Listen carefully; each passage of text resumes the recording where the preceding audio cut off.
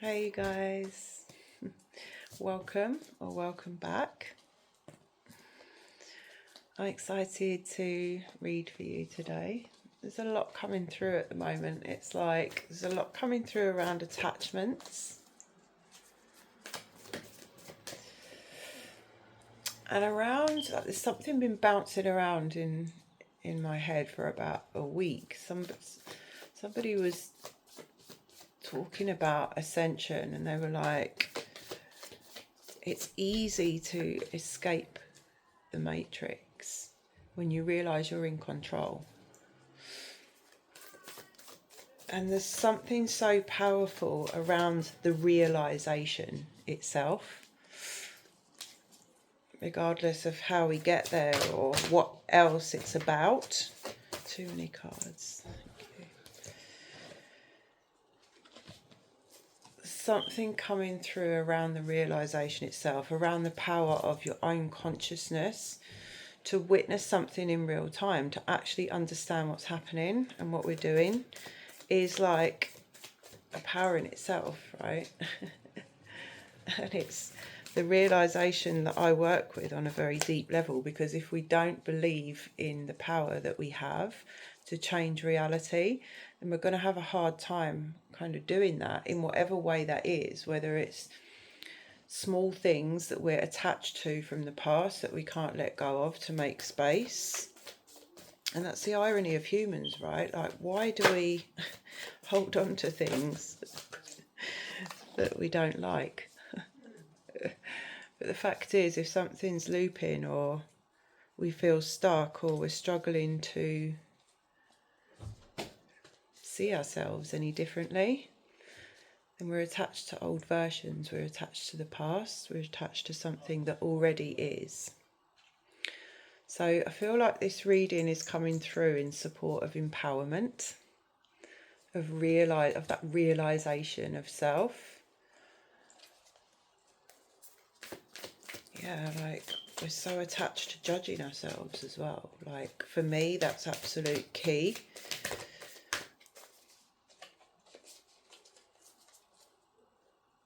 Because regardless of what it is or where we feel like we're stuck or what the block is or what the issue is, it's how do we hold ourselves in that space, right? Wow, that's interesting. How do we hold ourselves in that space?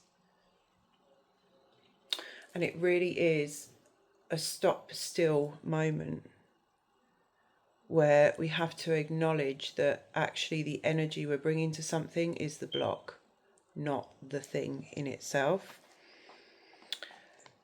It's interesting, we've got the witness come out again, which came out I think in the last reading, and it was a really, really strong energy. But what came out first, what flew out first was Holy Mountain.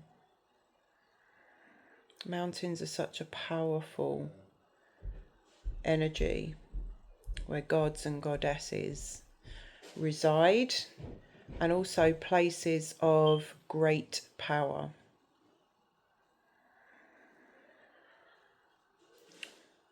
It's also bringing to mind like pilgrimage energy. Like a lot of us are going through a personal pilgrimage. We may not be travelling to specific locations, or we may be. That is also a huge part of this, where we're called to different grids. But I'm getting more like the internal journey. You know, a lot of you may be in this internal space of transformation.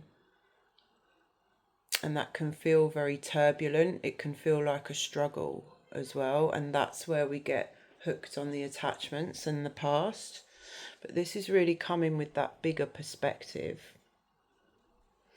And to understand that when you're in this process of like a personal kind of pilgrimage, however that looks for you, it has a purpose. And I'm getting that it's like anchoring into the purpose through your vision and a new perspective, higher perspective.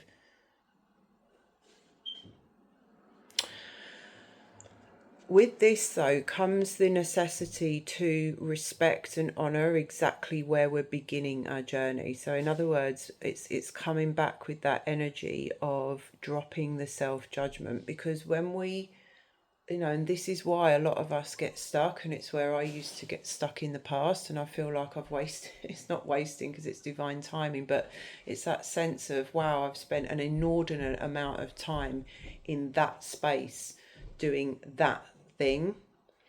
And the thing for me was not being able to fully love and accept myself in those spaces where things weren't working out as I wanted, where I'd suddenly felt like a roadblock, an obstacle, I didn't know what to do, in the problem energy. Like, in other words, if something happens, it's getting pulled out through that frustration, through that criticism of self, through that thwarted expectation, making meaning out of it, getting stuck there, bouncing around in our head with how we should be different, or what have I done wrong, or I don't like this, and all this stuff, all these attachments that we have to just what is. It just is. And a lot of the time we make a lot of meaning. So I'm feeling like somebody needs the reminder not to attach to what is, because what is happening in your life is a result of yesterday. And it's an error in a way of being. It's bigger than an error in thought. It's like a misunderstanding that we spend our energy looping in what already is, which is essentially a result of who you were yesterday. And the way that we can disentangle from that and really center ourselves and put more of our attention on who we know ourselves to be and what our true self and true vision is, and essentially where we're moving towards, because that's what we're creating for tomorrow. So there's a call with Holy Mountain here, not only to recognize your experience that you're having, which is like this internal or external pilgrimage where you may be seeking something as well. I feel I'm hearing seeker. This thing that we're seeking is ourself. There's nothing outside, and we can go on these journeys, which is amazing, but really the journey is the internal one of seeking to know thyself better. And I'm hearing like, be watchful for when that becomes external, when we end up externalizing or outsourcing what it is that we're truly seeking, right? Because what we're truly seeking is who we truly are. And yeah, that's your real pilgrimage. But at first you must accept the situation for what it is, the way things are in reality, and who you've been up until that point, and that it's okay to just boom, change. It really is. Like, we're not under any obligation to be who we were yesterday.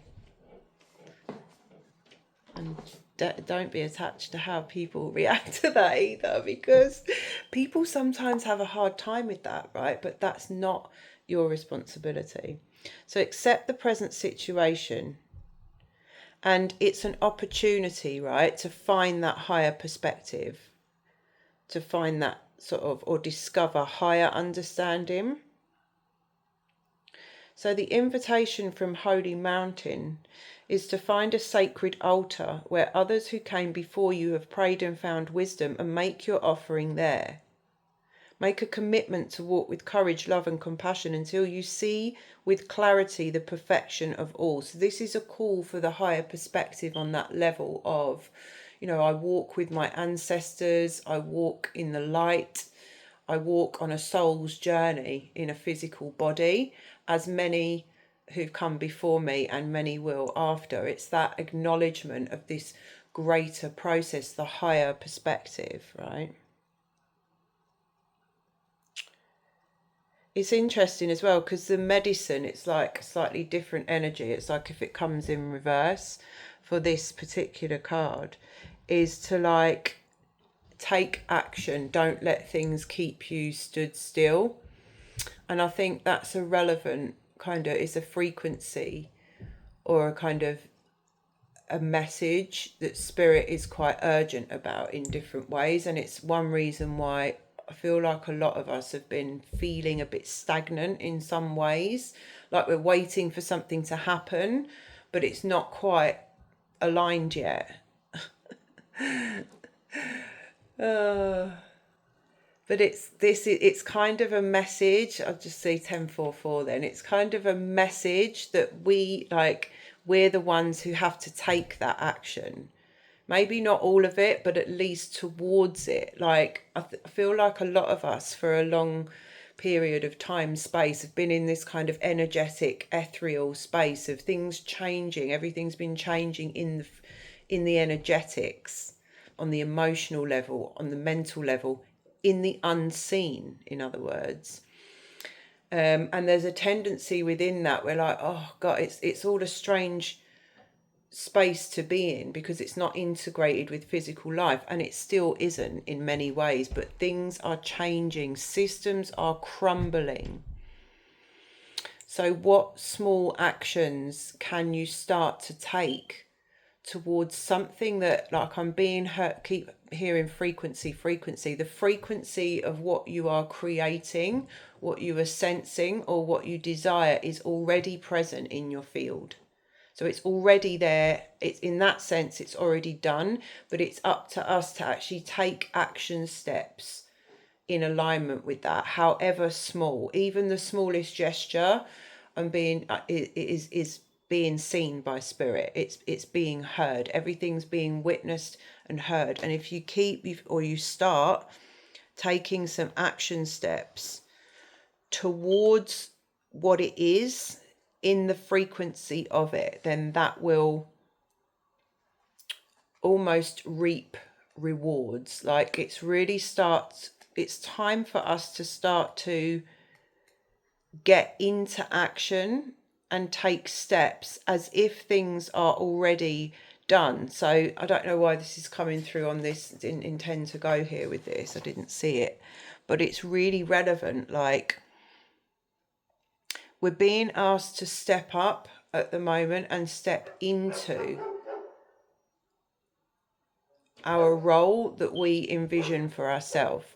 We're being asked to really step into the space where we know and trust that the laws of the universe work for us. And even if we can't see the physical results yet in any way, in fact, it could be quite the opposite. We're being asked to take the steps to affirm what already is. Now, we had the witness fly out again. So this is like doubling down on the message before. And I feel like this is also a really beautiful indication of the synchronized flow of action and inaction. Because on the one hand, Spirit's like, right, it's time to take action, but it's where it's aligned. It's action from the feminine space of the divine intuition, the flow of creativity, that instinct or nudge that you get that something's going to be good for you, or to say yes, and being in flow with that's where the aligned action comes from, that space. It doesn't come from the mind. When we're trying to force things or creating from the mind, that isn't really supported that well in the new frequency. I'm not saying that we can't create from there, because it's where we've always created from, so it is still working to a certain extent, but it's working less for the people that have starseed missions. If I'm completely honest, a lot of us who have starseed missions, and we are new earth leaders, and we're here to as architects of the new earth, we'll be finding a lot more things crumbling from our old life. sometimes everything, because Spirit is clearing the decks and making space for the new. So the witness refers to being in sync with your gifts, the gifts that you have as your presence, the power of your witness, and how you're using that, really owning that. And this comes back to, how do we speak to ourselves in our mind? If you're coming as a witness, if the witness in you is critical and judgmental, that's old energy. You're keeping yourself anchored to that past life, past version of you, to what always has been, to the stagnant, to everything that doesn't change and is latched into the matrix. That's the matrix mentality. And it's bound in and kept in place through the frequency of judgment. So if you're witnessing yourself in that frequency, you are chaining yourself to the past. Now, this is a message, this is a reading of higher truths, because, you know, this is very multidimensional, because what's also being spoken of here, because the witness observes without taking action. Okay, because it's holding that very feminine space of observation in neutrality and compassion and deep listening.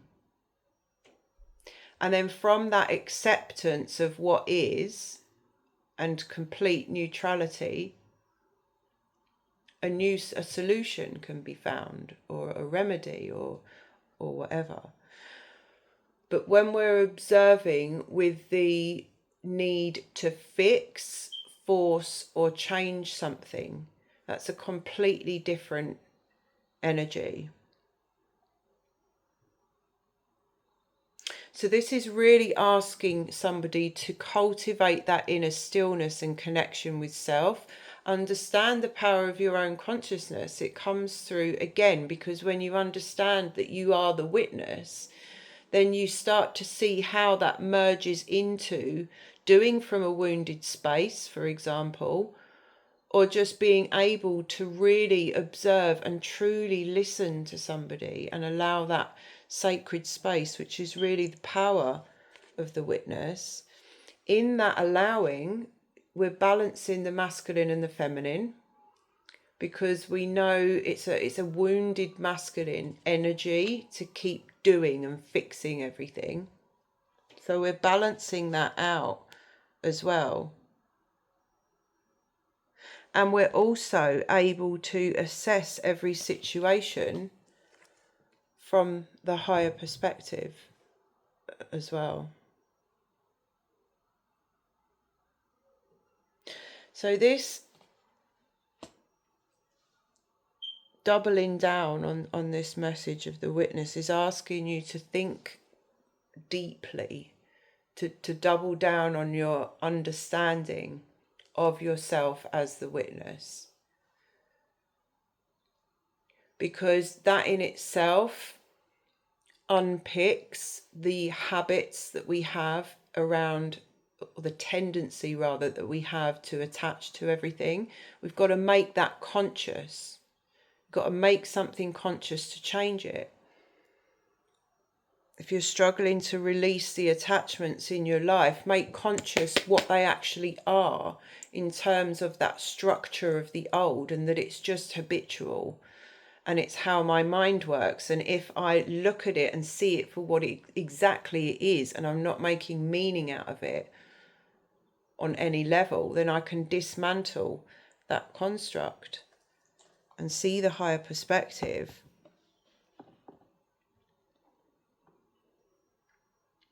Change reality by finding stillness and letting your true intent reveal itself.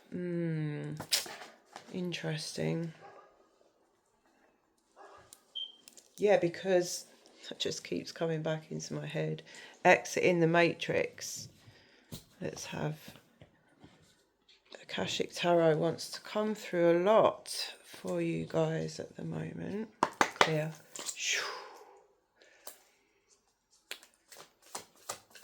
Yeah, exiting the matrix is easy. when we realize we're in control. So in other words, when we understand the power of the witness and what's going on there. Yeah, when we observe something, when we see something, it isn't to punish us, it's to show us something. When we witness something, what is our role there? Do we understand the power of our consciousness, the power of our presence? Do we understand who we truly are? Because to exit this matrix, you've got to know that you're not it. You've got to understand that on every level. I am not that. I'm not that. Otherwise, it wouldn't cause me so much turmoil. It wouldn't feel so wrong in my body. I wouldn't have an innate refusal to be controlled.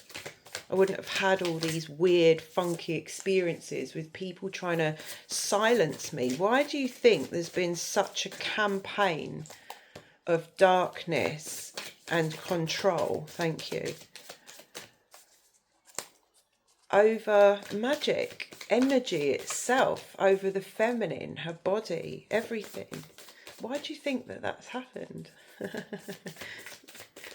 Because you're so fucking powerful. Because the light is more powerful than the dark. It's a parasite.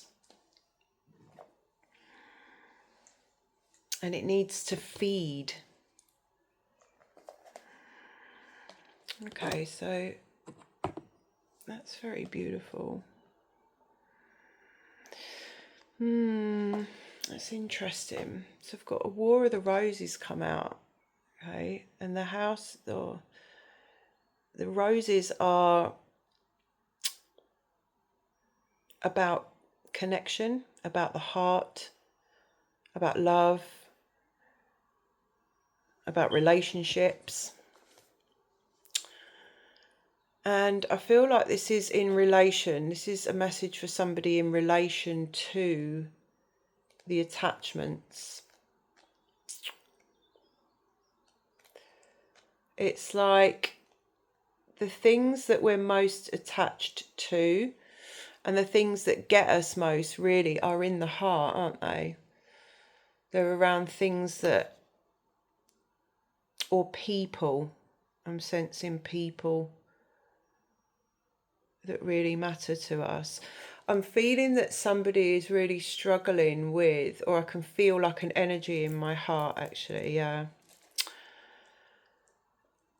Around thinking that they might have to let somebody go.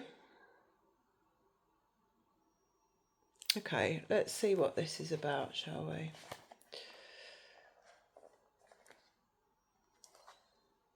Let's just pop that up. Okay, so this card depicts a scene, right? Storm clouds gather in the sky. 2 lines of mounted knights stand at the ready, facing each other across a clear field of battle. The left side carries the banner of the white rose, the right carries the red. This card depicts, a war within a relationship and or a battle within your heart about a relationship. Most often this relationship is romantic in nature, but it could also refer to a co-worker, a partner, a boss, or a family member. There's a lot coming up around family members right now. Close ones, immediate family. There's something around an inability to accept how somebody is behaving, possibly towards you or in general. Maybe their lack of acceptance. There's something around acceptance and it's bouncing around between the two of you. It's like, I can't accept you how you are now, maybe, or there's a part of you that I'm struggling to accept.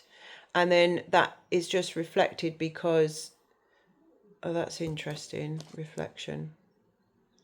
It's reflected because then it's like, I can feel almost like an outraged feeling, like, in other words, I can't accept that you're being like this. So there's something around acceptance.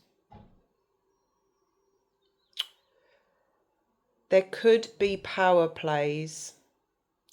And at the very least, there's a lack of reciprocity and communication. I can really feel like, and this is happening a lot at the moment, like blocked communication, because when we change, we're evolving, we're consciously ascending. We're different. We are different. We're not, but we are, because we're accessing new layers of consciousness. And that's a whole different bandwidth of thoughts, words, and sometimes behaviors, way of life, like lifestyle will change in accordance to how we're changing inside. People can find it really threatening when we change. Even if they're positive changes, people find it very threatening. So this card is speaking to being at an impasse. So on the card, the white rose is spirit, right? And it's our intuitions. Now, our intuition has already told us, you already know that the experience is not a supportive one, but your passions, fears and needs, the red rose, keep you from listening. You have tried to bring the two together as indicated by the dirty flag with the combined white and red rose on the ground. But what's happening in this relationship is not compatible with Spirit's view for you. So there you stand, your spirit and your passions just watching and waiting. This situation is nothing less than karmic, and it's time to listen and take action. Awareness, vision and self-honouring are required for you now to position yourself best and make plans to leave the battlefield. So this is quite a strong message, and it's urging, it's again looking at that space where we have, it's like, where am I taking action from? Sometimes inaction is just as much of an energetic decision, because we can't decide what to do, but then we kind of block any progress. So it's like with this card, Spirit's like, take action based on your alignment. In other words, based on that intuition, which we don't necessarily always want to listen to when it speaks something that we don't really want to hear about people. It's hard for us to accept something around acceptance here. I'm getting to share that we have to learn to look at people from a soul perspective. When we reach these very deep moments of complete difference, right? We've got to realize that a lot of the differences are an illusion. They're a fixed point of view. They don't come from the higher perspective. And we're the ones that are being asked to do that. We're being asked to go into the stillness and find that within us. That is our pilgrimage. That is our journey.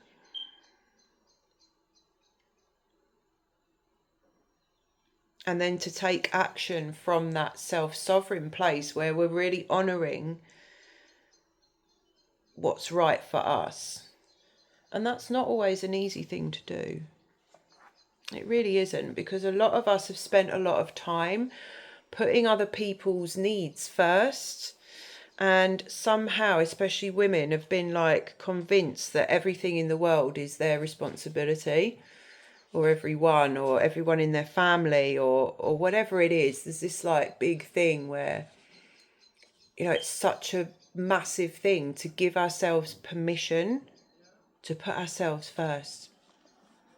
It's allowed, and in fact we have to thrive, but it's different to what we've been doing, and what we've been taught is our role and our job in many ways.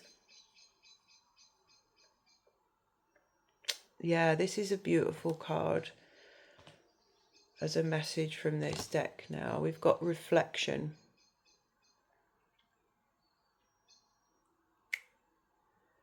So the beautiful full moon shining brightly over a quiet lake. The ship glides gently through the water. The glow of the ship's lantern is reflected on the lake's surface along with the moonlight from above. This card can sometimes show a trip, particularly involving water. More importantly, it can reveal that you are now having a direct line to your psychic gifts. And this is the pilgrimage, isn't it? The journey within, right? You are also more aware of your emotions and more reflective about them. You recognize the differences between your intuitive voice, which is calm and assured, and your lower emotional compulsions. And seeing that, what I'm hearing is somebody is in a little bit of frustration around that. Like, it's like seeing it really clearly, but not knowing what to do with it, because sometimes the compulsive energy is quite urgent and fear-based. And when we start to witness things in a different way, it can freak us out a little bit. But I'm being asked to remind somebody that we have to see something to be able to change it. And it's coming in again that when we can witness something without judgment, you know, a lot of the time the alchemy and us taking that first step towards the change that we are creating and that we seek is to look at ourselves with new eyes. So we're not looking at ourselves with judgment anymore. A lot of the time our job is really just to bring in a more kind, gentle energy to ourselves, because we deserve it and we're divine light, and that's what we would offer to any other person, so why not to ourselves? So the message that I'm getting from this is a really big affirmation for somebody. Somebody needs to really devote to dropping into that stillness, because this card is like it's like a message that you have a deeper connection there to your psychic gifts that's waiting to unfold. Like, it's in these spaces that we avoid going that the greatest gifts are to be found on our pilgrimage. This could also be a great time for you now to take classes. Anything that you've been intuiting or feeling into, maybe more meditation, psychic development, counseling, healing, and other psychological and spiritual arts, if you have such an interest. Your yin side is wide open and your receptivity is high. Trust your inner voice and you will be guided to greatness. Beautiful. So in this Pisces watery season that we're in as well, there's a lot going on. And to open to your own receptivity is a really powerful gesture. To even intend that, right? To make that, take that step in that way, that may be the action, to kind of deepen in on devotion, devotional practice, becoming still, meditating, putting yourself first in that way. Yeah, that's a really big energy coming in around attachments. It really is the key frequency to unpick, unwind, and dismantle these old patterns. Okay, Spirit, let's get one card from Earth and Bone to finish. Clear.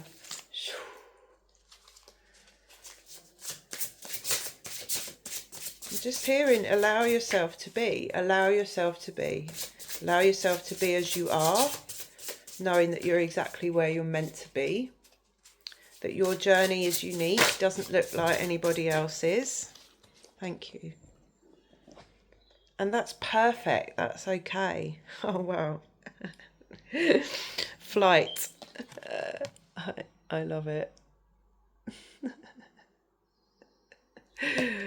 Opportunity, prosperity, and new venture. Like, to come off the back of what we've been speaking about, I really feel like it's like that energy of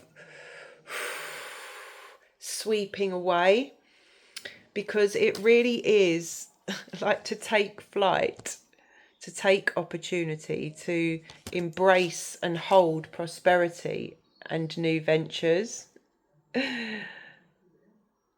That we've really got to give ourselves permission to let go of the past. And the past only exists in our present moment when we're essentially attaching to it in some way. So I'm just going to read you the message from this to close out. It's either use it or lose it. There's no time to waste. It will be gone if you wait too long. Take advantage of any opportunity that comes your way. Never hold out for a better opportunity. It could lead to more opportunities, lessons, or ideas, but if you don't take advantage of it, it will vanish forever. Never eat your dessert last. Savor it now, or you may lose the chance to enjoy it later. The present is all we have. Whatever you do not employ, you forfeit.